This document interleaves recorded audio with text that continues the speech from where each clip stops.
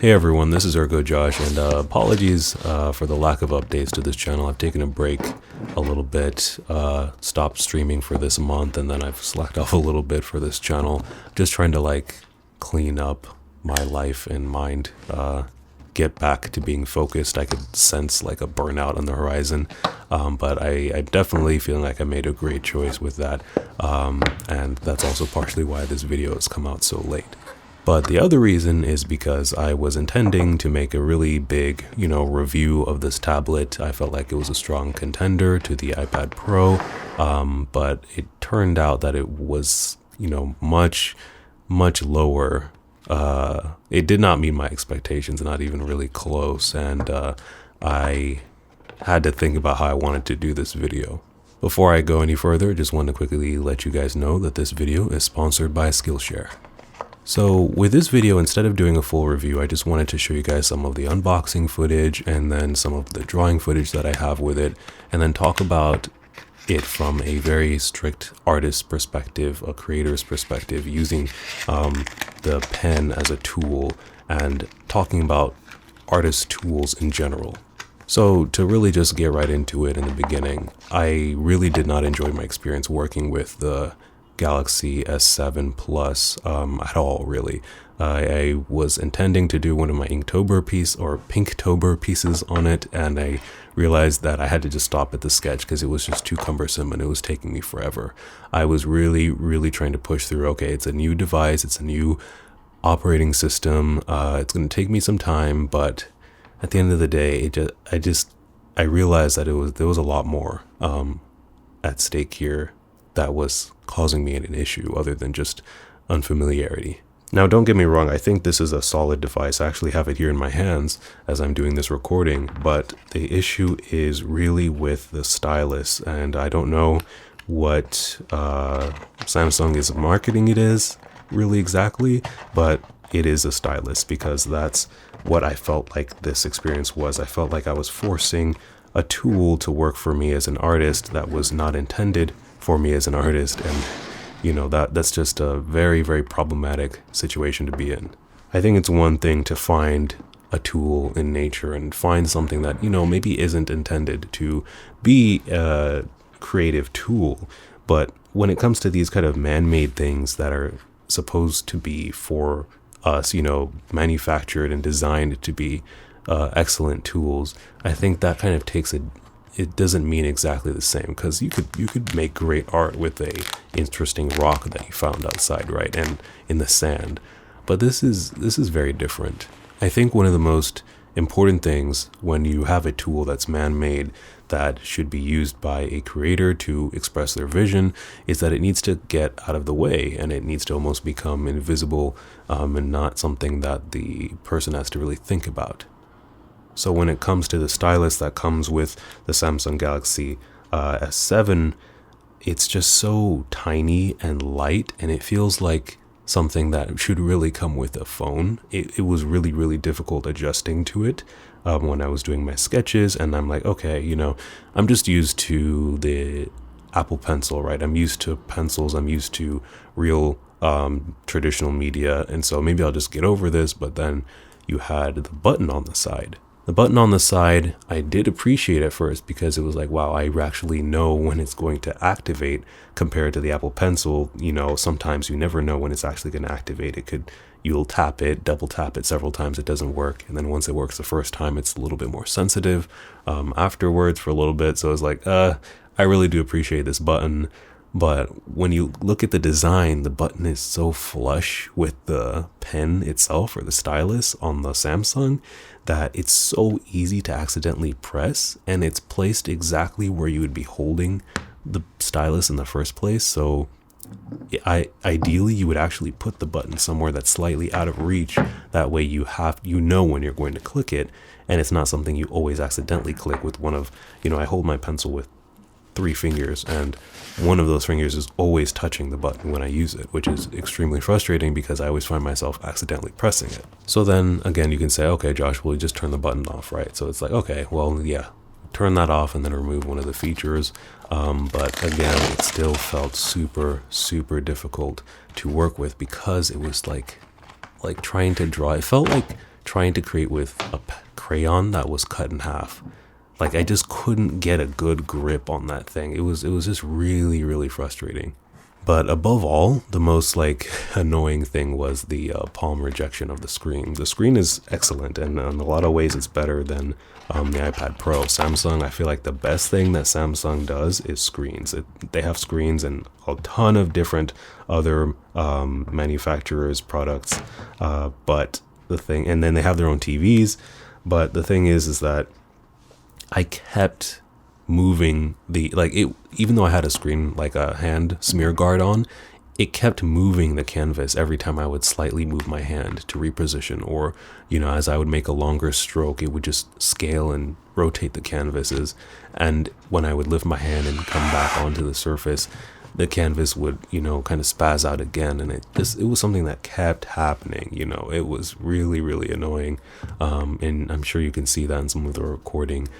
And it was just an ongoing thing that made me feel like it's just the screen and the hand being on the screen. And it's like, how hard can this really be to implement? I feel like that's something that should have been solved by now after so many different versions of this tablet, regardless of how it compares to the iPad Pro, right?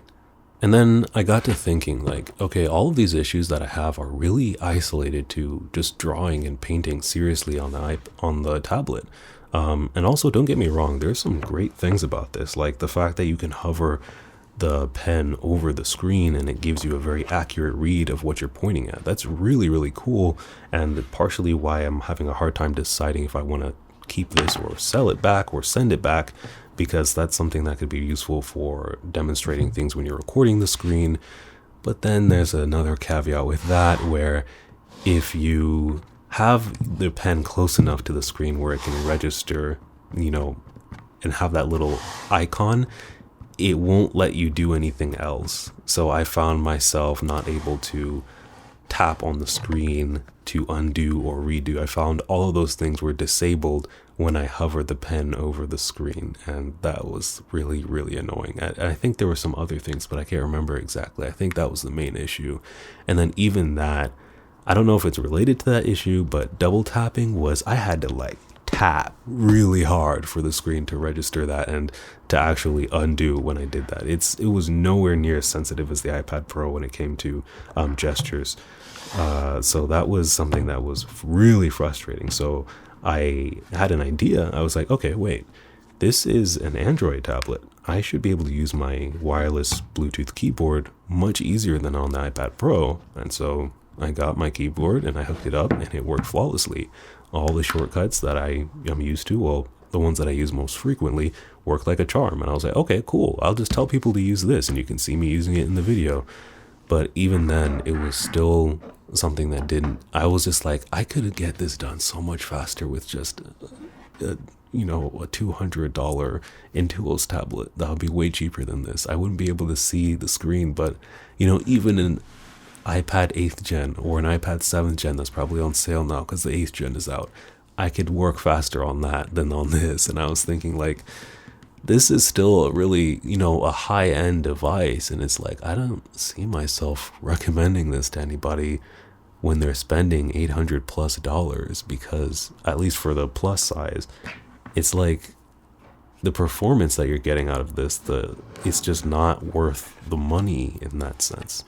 Now, when I talk more about, money and cost, I want you to pay attention to this. It's actually interesting. If you want to get, this is basically, the model I got was the 12.4 inch, I believe, that has 256 gigabytes of space, right? And so that model is included with, it has the stylus itself, and that comes in at around $930, right? So when you compare the iPad Pro 2020 model, that's going to cost you a lot more. It's going to start at $1,100, and then you add the Apple Pencil to it that you have to buy separately. So that comes in at $1,230. So if you do the math, the equivalent Apple experience to this is going to be $300 more. But when you include tax, whatever you buy, they're both going to cost you above $1,000, which I feel like is a big, significant, threshold when it comes to buying a tablet. in my honest opinion, for $300, I think it's worth it. It's like not even a question. You get much better, wider range of apps to use. You get a much better pen. It's not a stylus, it's actually a pen. It's an Apple Pencil. It's way better implemented. You can stick it on the side instead of the back. The magnets are better. It's just much better. Not the sensitivity, but just the way it feels in the hand. And I really do prefer the tap feature, because at the end of the day, it works more, and it doesn't necessarily happen when I don't want it to. I will say though, for the Samsung, that the way it feels on the screen is really nice. The stylus has a rubbery tip, so I find that I didn't even I didn't have a screen protector for this, and I found that I didn't even really care, because the way the rubber was against the glass was really nice and soft, and has this really bouncy feel. I can feel the distance between, that the nib kind of sinks into the stylus when I'm pressing down. I can feel that feedback for my pressure sensitivity, right? Which is something that completely doesn't exist on the Apple Pencil, which is something I think that, they can add to it, but I think they really are minimalist when it comes to this, and they really want it to be like a pencil. By the way, sorry for, I feel like I'm rambling here, but it's just, I felt like this was the only way to really get my ideas across when it came to this experience. So yeah, let me recap a little bit. So you get the better Apple ecosystem with the much better apps, right? Then you get the better pencil, the tool, the Apple Pencil, that's going to be a lot better for you to draw and cause you less headache. And then you get the better screen that's going to be way more responsive and not cause you those random dots that I think Brad Colbo mentioned, or having the thing that I experienced, having the canvas just rotate randomly. And so the thing is, it's like, oh, is that worth $300? Well, to me it is, but here's the thing. Those three things aren't exclusive to the latest 2020 iPad Pro. Those three things are also in the newest but the lowest end iPad 8th gen, just the standard iPad 8th gen. And I'm thinking, like, how can I recommend a tablet to anybody that doesn't have these basic experiences nailed down when there's cheaper models of another brand that does it, right? You can still get every app that people love to use is available on every iPad, and then you still have the screen that's not going to be glitchy, and you still have the Apple Pencil 1st gen, which is just as good as the second one. It's just the latency, it's a little bit better on the 2nd gen, but I really haven't noticed it too much. So you get all those things on the lower end tablets, and I'm like, wow, like, yeah, I can't recommend this Samsung tablet, honestly. I really feel like, and again, I bought this with my own money. I probably should include that in the beginning as well. I bought this with my own money, and I bought every Apple tablet with my own money. So I'm definitely not biased here. This is a very obviously objective point of view, but it's just like, yeah, I can't recommend this thing because I feel like the tools get in the way. I think the tools should be out of the way. I feel like tablets should feel like a hybrid between a sketchbook and then you sitting at screen tablet at your desk and kind of having the best of both worlds there. Even now, like when I'm at my desk, I don't even look at my Cintiq anymore. I have it programmed to work like a Intuos tablet. And because I feel like in that case, it's not natural to be looking at the screen. If you want to know more about that, you could check out Borodante's one of his recent videos. But yeah, I really like just sitting down and feeling comfortable and sketching on my iPad. And with this, I feel like I'm struggling to use this device that's made for your average consumer.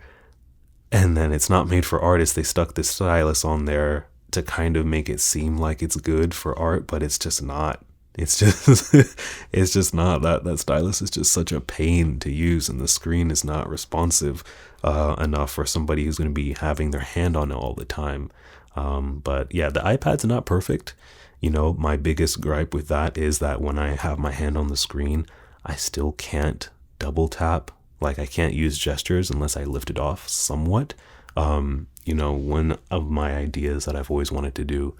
Please don't steal it though. If I shouldn't even say it. I'm just going to say it because I don't even care if somebody makes it and makes a ton of money. At least it'll be out there for people.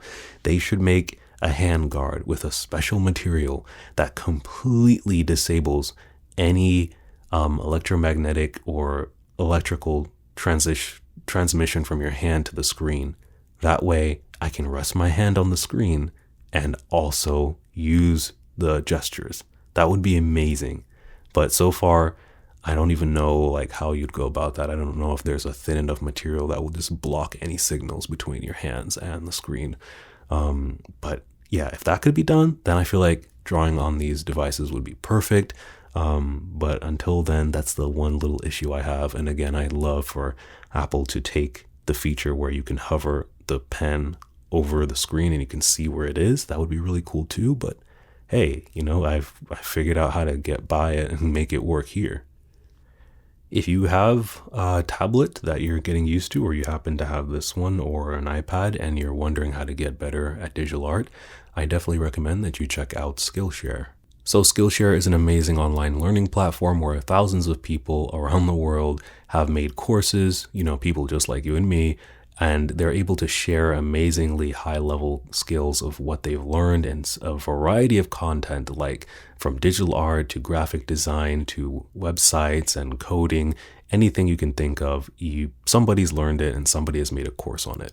I really recommend this even if you're interested in traditional art. One person that I always love to shout out is Gabrielle Bricky and her sketching courses on there, her pencil portraits. She teaches you a really effective way to learn stylized stuff that has been really helpful for me.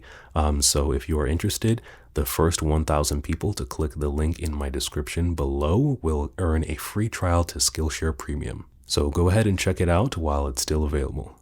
So that's pretty much the end of my little rant here.